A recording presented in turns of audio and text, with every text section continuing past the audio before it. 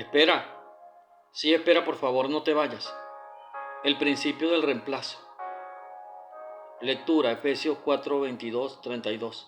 En cuanto a la pasada manera de vivir, despojaos del viejo hombre.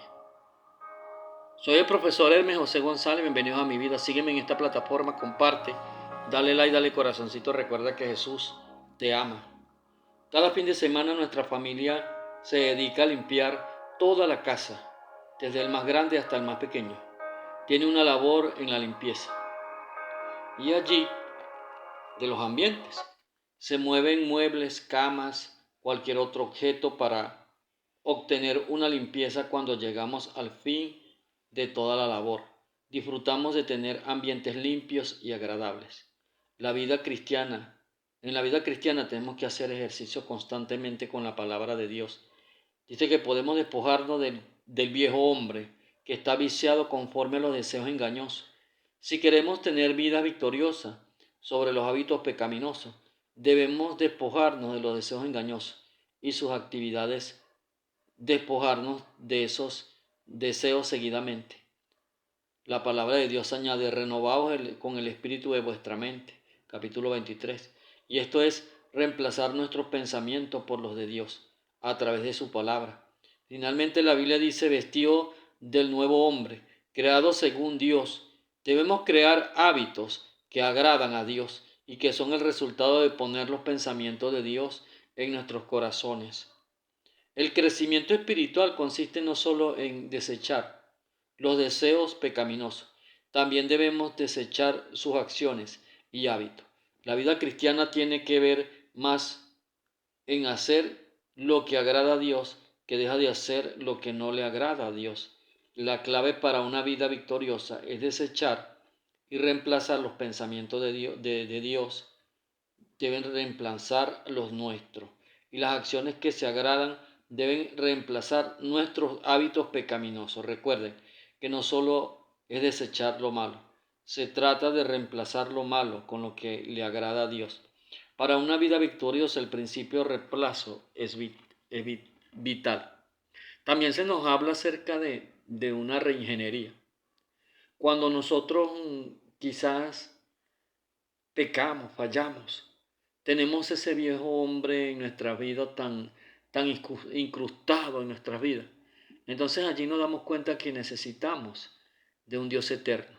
Necesitamos que ese Dios eterno se manifieste en cada uno de nosotros y que haga de nuestros corazones como Él quiera y como Él desee.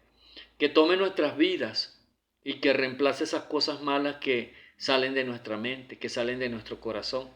Es necesario cambiar la ira por el amor. Es necesario cambiar el odio por el amor. Es necesario quitar el orgullo y poner la paciencia, la mansedumbre, la templanza, la bondad, la benignidad. Es necesario empezar desde cero. Iniciar desde cero es algo muy importante, porque eso te va a permitir captar donde tú fallaste, donde tú cometiste tantos errores. Allí, en ese principio del reemplazo, te das cuenta de que donde hay odio, yo coloco amor. Donde hay enojo, yo coloco la paz de Dios. Donde hay falta de fe, yo coloco la fe. Donde falte la compasión, coloco la misericordia de parte de Dios. Y me doy cuenta de que Dios es el que puede cambiar cada una de esas circunstancias. Y allí nos damos cuenta que bienaventurados los pobres en espíritu. Bienaventurados los pobres en espíritu, porque de ellos es el reino de los cielos. Los pobres en espíritu en este contexto se refiere a las personas que necesitan depender de Dios en toda situación y en todo tiempo. Aquí no se refiere a las personas que son cortas de espíritu o personas que tienen falencia en su cerebro. Ser pobre en espíritu es ser humilde.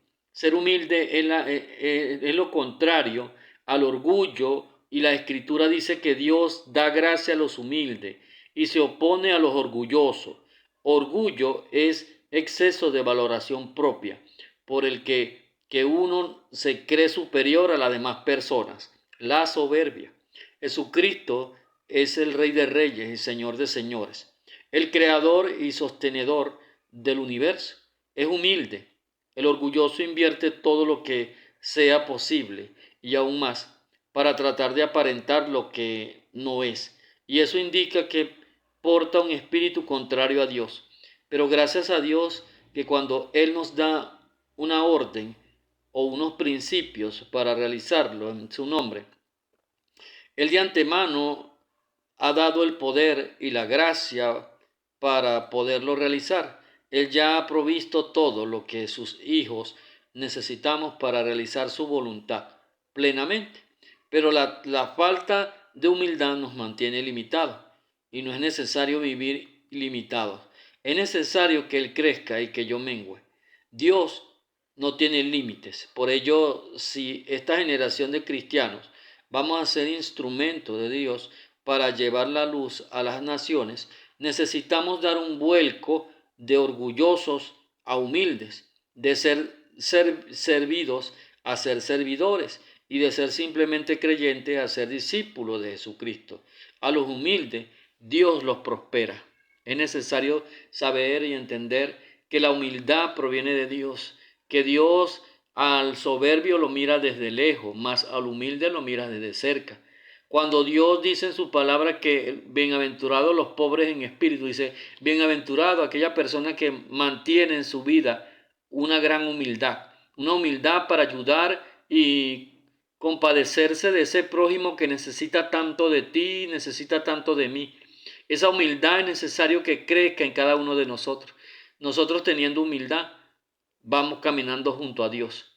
Porque el orgulloso es como el pavo real. Yo no sé si tú te has dado cuenta como el pavo real cuando él sale con ese plumaje y frunge el pecho. Y ahí así hay personas que cuando tienen algún título universitario, cuando tienen dinero, se olvidan de los pobres. Y la idea es ayudar porque en eso consiste la verdadera riqueza, apoyar a las demás personas. Si no tiene, pues lo más necesario sería ayudar a esa persona, haciendo frente a los afanes, haciendo frente a los afanes. No os afanéis, pues, diciendo qué comeremos o qué beberemos o qué vestiremos. Nuestras actuales sociedades, con el afán de adquirir bienes de consumo, se afanan en ver de qué manera tener más y más dinero. Dios en su palabra hace fuertes advertencias sobre el afanarse. Jesús enseñó que no nos debemos afanar, que el apóstol Pablo también se refirió a este tema. El mucho afanarse por lo general produce mucha tensión y un agotamiento que finalmente nos pasa la cuenta en nuestra familia y en nuestra salud.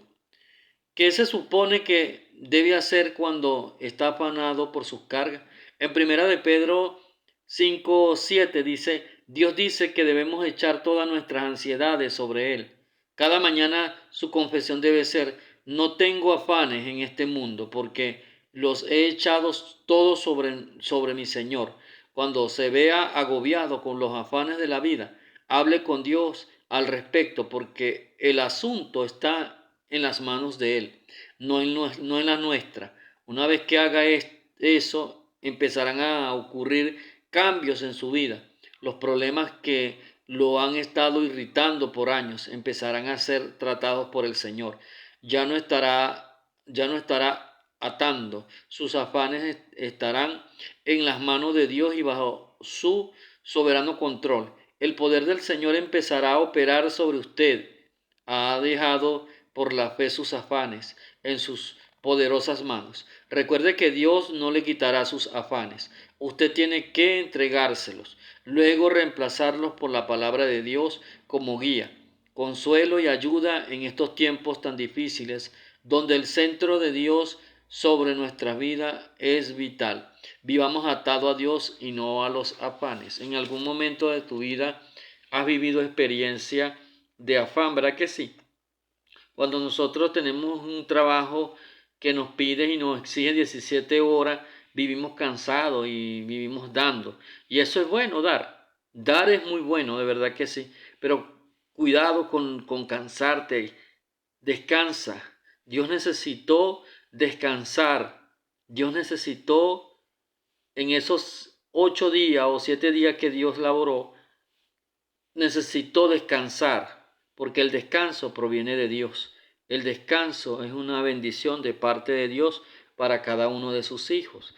Entonces es necesario dejarle todas tus experiencias de afán a ese Dios maravilloso. Permitirle que Dios se encargue de ese afán que uno pueda tener en un momento dado en nuestra vida. Recuerda que somos seres humanos. Sígueme y comparte. Dale like, dale corazoncito. Recuerda que Jesús te ama.